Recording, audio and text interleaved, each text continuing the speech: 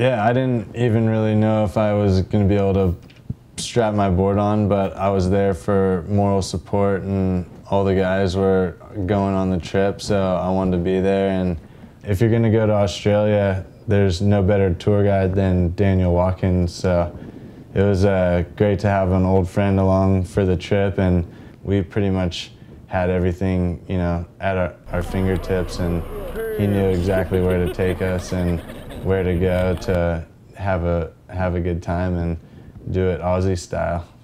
So flew into Brisbane, then straight down to Grafton where we are now.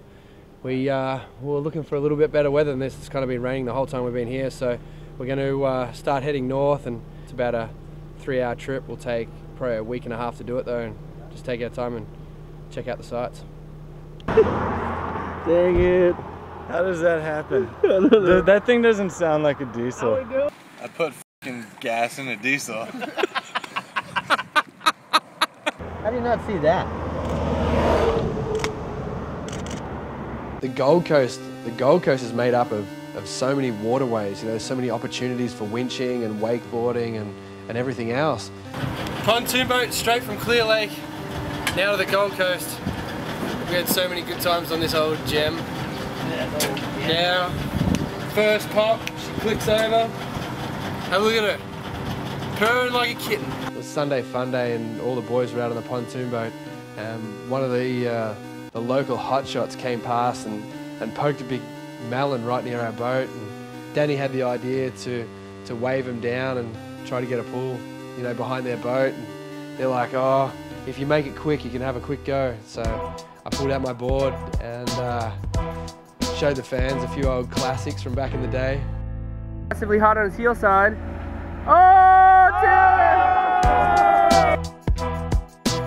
We were all laughing, those guys were charged on the whole thing, and then we just kept rolling, checking out the sights of the Gold Coast. It was kind of funny.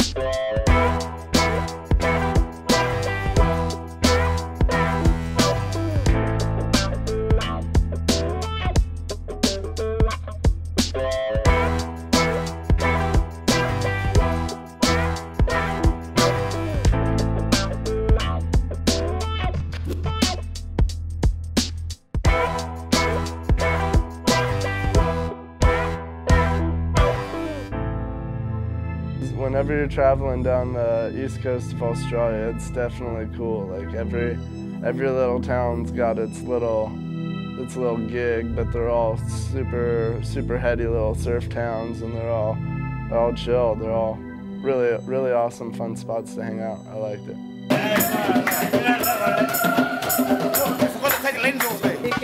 This video. What did you say? There's a video of them playing the drums. A little meditation. I'm really learning a lot from this guy. Yeah, man. Go next to him, learn the dance.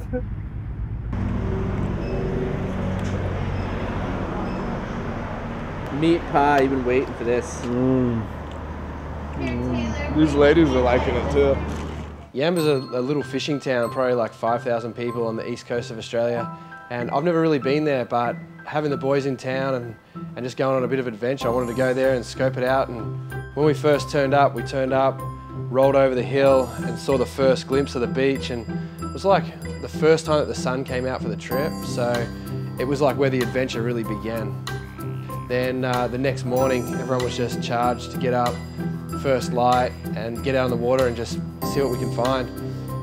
We cruised up the river for a while, didn't see too much, then all of a sudden noticed some little creeks and mangroves. So I jumped on the jet ski, Henny jumped on his board, and we just started ripping through the mangroves, like doing carves and just having fun, you know. It wasn't about who could do the hardest stuff, or it wasn't about any sort of competitive stuff. It was just exploring and doing something completely different on a wakeboard.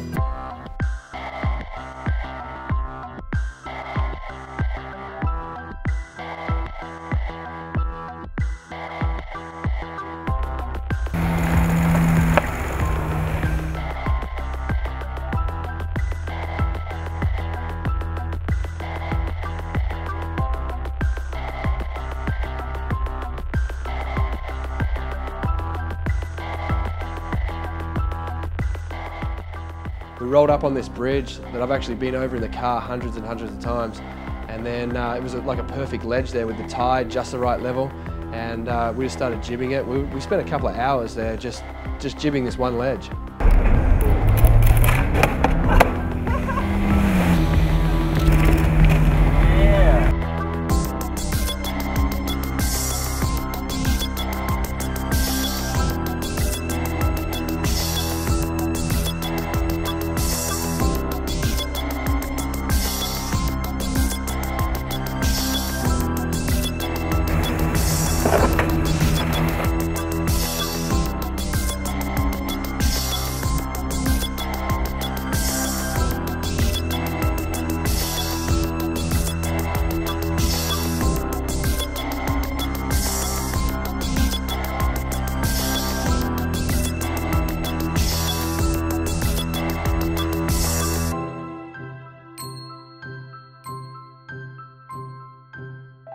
Sometimes you just gotta go and search and hope you find something. We found some cool stuff, but we're gonna go ahead and move on and work our way down to Bonifay. We're gonna wrap it up, put the boats away, and move on. Moving out. What? Talk like an American. What in the world are you talking about, Kilgus? No, talk like an American. That was my best American. What in the world are you talking about there, kid? Kids, get off the damn roof.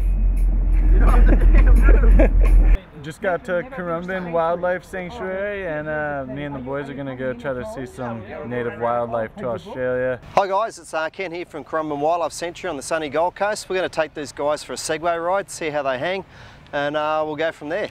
Cheers. Hop on, so just hold it with one hand. Everyone does that, hey? That's cool.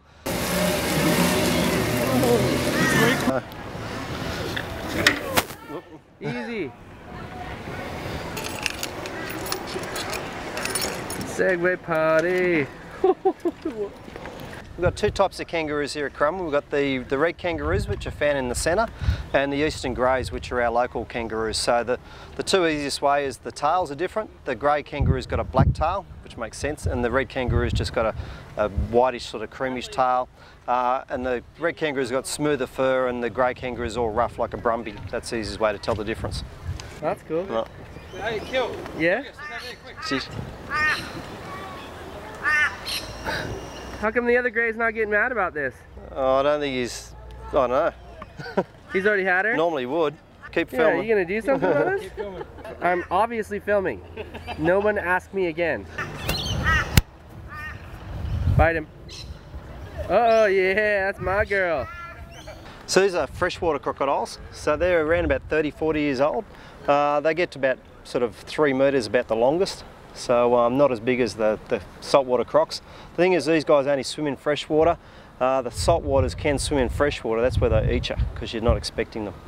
So we'll go and see Holy. He's our big 5.4 metre baby. He's 40 years old this year.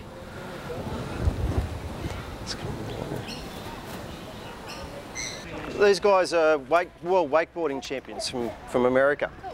And one Aussie. Yeah, one Aussie. Okay. So in this enclosure here we've got our female koalas. So they range from about 12 months old right up to 8 years old. So koalas are marsupials, just like kangaroos as well and a lot of our other wildlife. Yeah. So that means they give birth to underdeveloped young that complete their development in the pouch. So when they give birth to a joey that's about the size of a jelly bean. So when it's first born it doesn't even have any fur, hasn't even developed its eyes or its ears. Wow. So it spends 6 months inside the mum's pouch developing before it starts to come out. So we just want to say goodbye to Danny and the guys. It's cool having them here. We'd love everyone else to come and see the animals, the Australian animals. We've got koalas, kangaroos, wombats, Tassie devils, you name it. Green challenge, some segways, lots of fun for everyone here. Go to our website, which is cws.org.au, and come and join us down here down under. Cheers.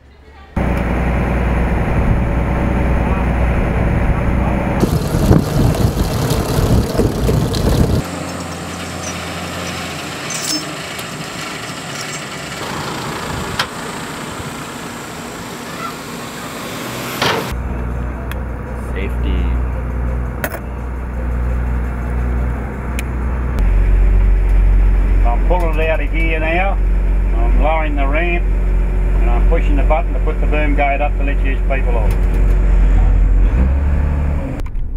The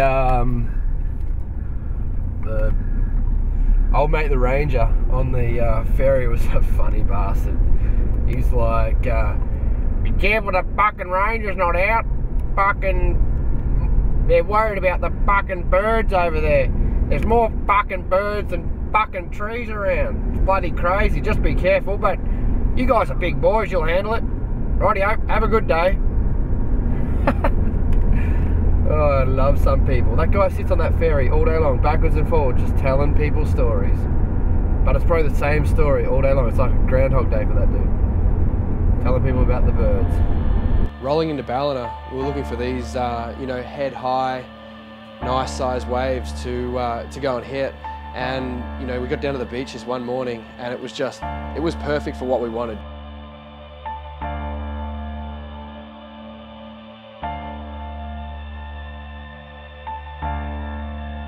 The fun part about doing tow-ins on a wakeboard is the challenge of all the variables. There's so many things that, you know, have to line up perfectly for you to be able to get the right whip, get the right speed, hit the lip just at the right time, air, and then land back in the wave. But when you get it, the feeling that you get is just like nothing else. Having a good ski driver in the surf is crucial. You definitely need somebody that has knowledge of how a wave works and where to put the rider in. You know, I've definitely been out a few times and, you know, you're kind of yelling back and forth with the driver, like, put me there, I want to be there. But really, you know, it's just such miscommunication. But once you kind of get it to click, it works. Like when we first started and I whipped Danny in, like the first wave kind of didn't put him in the right spot. And then he's like, you know, put me here. So next few waves just got him in the the right spot. And then, you know, you get out there and have someone else drive. Like, you know, I'll drive all day and then have someone drive me and I'm like, you know, it's just, you know, sometimes it just takes a while to make things work. But when you make it work and it clicks, things happen.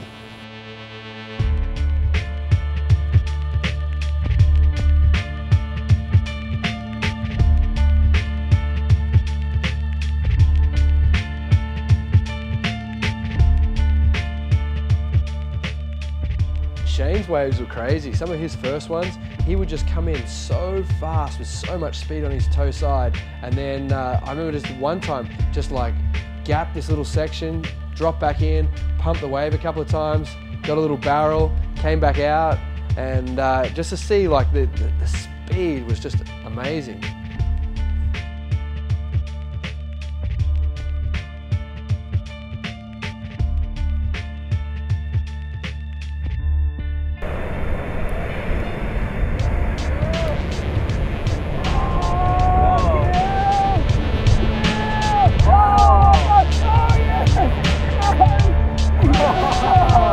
How's that, Shane? Oh, that was sick, man. That second wave was so big.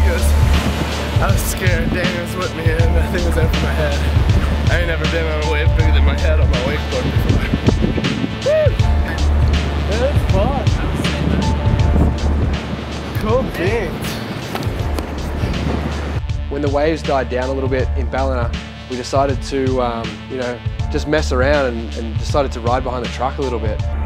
Yeah, DW just came up with a sick idea. We've actually done it a couple times, but I think this is kind of the perfect setup for it. We're gonna rally the truck down the beach and just carve in the shore break.